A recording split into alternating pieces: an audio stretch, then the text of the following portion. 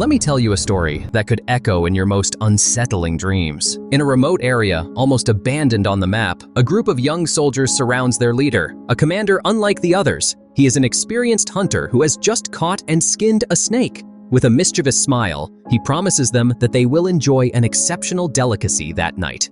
The soldiers celebrate with enthusiasm, all but one, who seriously warns of an ancient legend. Snakes will seek revenge after their death. His words only trigger mockery among his companions, including the leader, who between laughs assures that he will keep the reptile's skin as a protective shield against any attack from its peers. However, that same night, in the deepest darkness, a stealthy silhouette approaches the incredulous soldier and inflicts a ferocious bite. At dawn, as the squad prepares to depart, an unusual event occurs. A backpack begins to move by itself. With a gesture of authority, the leader orders to keep distance and takes charge of the backpack. Once at their destination, he retires to his room, restless. With a quick movement, he opens the backpack and, to everyone's surprise, a hybrid female figure emerges, imposing. It seems the last act of retaliation of the snake they had for dinner, a final and decisive attempt to balance the scales of justice. Back at the camp, a soldier unfolds the snake's skin before the commander's superior, unleashing laughter when he mentions that in Japan, that skin is considered a good luck and love charm. As he hangs up the phone after an urgent call waiting for news from the front, he takes the opportunity to remind the commander that he still needs to complete his report. Overwhelmed by the fear of being discovered and harshly reprimanded by the director, the commander dares to question her understanding of femininity, calling it pathetic.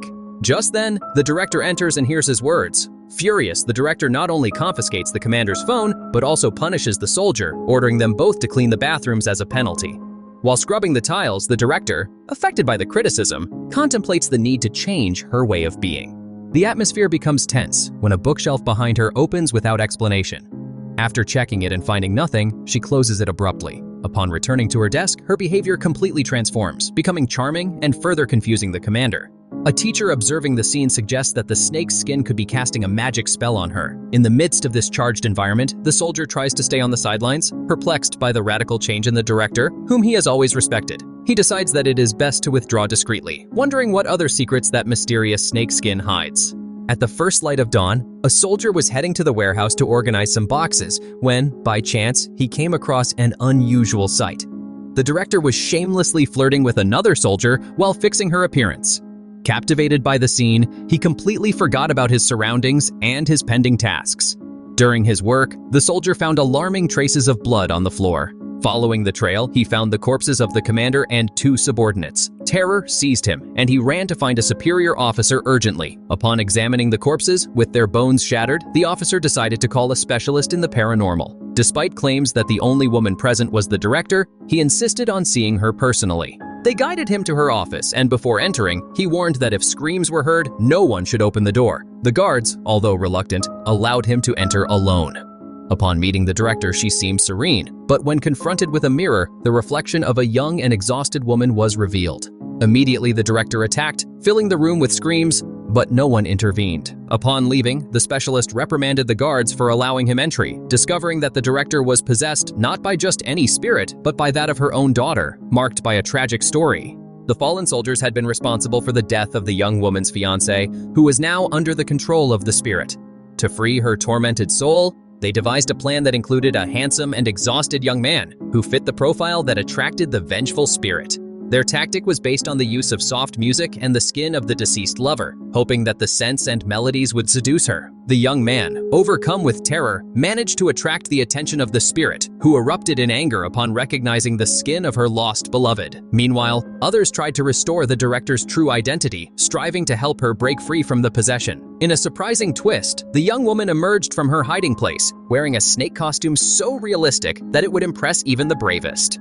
Her face lit up with surprise when she saw the disheveled young man. Enraged, the young woman warned them that they would suffer grave consequences for their actions. At that critical moment, a man was holding a bomb, trembling with fear until it slipped from his hands. However, in a burst of bravery, the young man kissed her, and she, moved by the gesture, chose to forgive him. The soldier picked up the bomb and ran to evacuate just as she began to protest, thus avoiding a major conflict. Tom, a veteran with a knack for the paranormal, has crafted a series of spooky tales that have secured him a loyal following, eager for more adventures. His life takes a turn when he receives a message from a fascinating young woman known as 100. Intrigued, he explores her profile, and, using his hacking skills, modifies a photo to simulate that they are a couple, spreading this fiction on a specially created account. During his time in the army, Tom used to perpetuate this charade by sending fictitious messages from his supposed girlfriend, narrating valiant war exploits. His companions, between laughter and mockery, would check his mobile, sure that it was a visual joke, and challenge him to prove the reality of his relationship. Entangled in his own deception, Tom faces a dilemma when, suddenly, his mobile phone rings and an unknown voice answers on the other side. Baffled by this unwanted call, he tries to ignore it, but another voice, clear and firm, emerges, crumbling his convictions. Confused, the mobile slips from his grasp and crashes to the floor, becoming unusable. With water filtering from the ceiling, Tom struggles to revive his phone. Against all odds, the device starts working again and, to his surprise, he receives a message from the mysterious number. "How are you, Jamada? I love your stories." Driven by curiosity, he asks about the identity of his interlocutor, only to discover that it is the same person whose image he had appropriated, who now demands explanations for the misuse of her photo. Tom agrees to delete the image and close his account immediately, shocked by the unexpected turn in his dialogue with the young woman. Curious about his obvious fascination, she asks him directly if he is really interested in her, to which Tom responds with a sincere and resounding, "Enormously." She suggests starting a friendship, as she feels lonely and seeks companionship. That night, Tom finds himself immersed in a whirlwind of thoughts about her, staying awake in the bathroom as they continue chatting. She confesses that she is also awake and bored, thus forging a bond of connection between them. Unexpectedly, water begins to seep under the bathroom door. Upon opening it, Tom finds himself alone, with only a few strands of hair scattered on the floor. Confused, he reflects on his past deceptions, wondering if somehow his old lies are materializing in a disturbing way. Back in his apartment, Tom checks his story page and is reassured to confirm that he does indeed have real followers. He tries to call the enigmatic number again, but to no avail.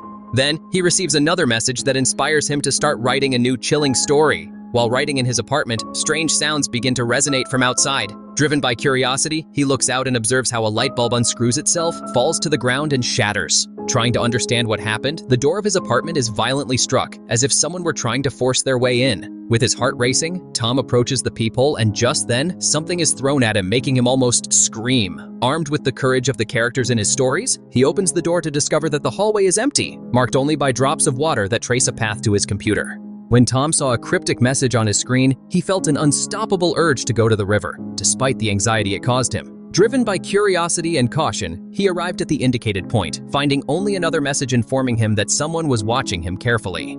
Upon inspecting the area without finding anyone, a figure emerged from the water and grabbed his leg tightly, immobilizing him with an icy fear. Looking down, he discovered a hand mark on his skin.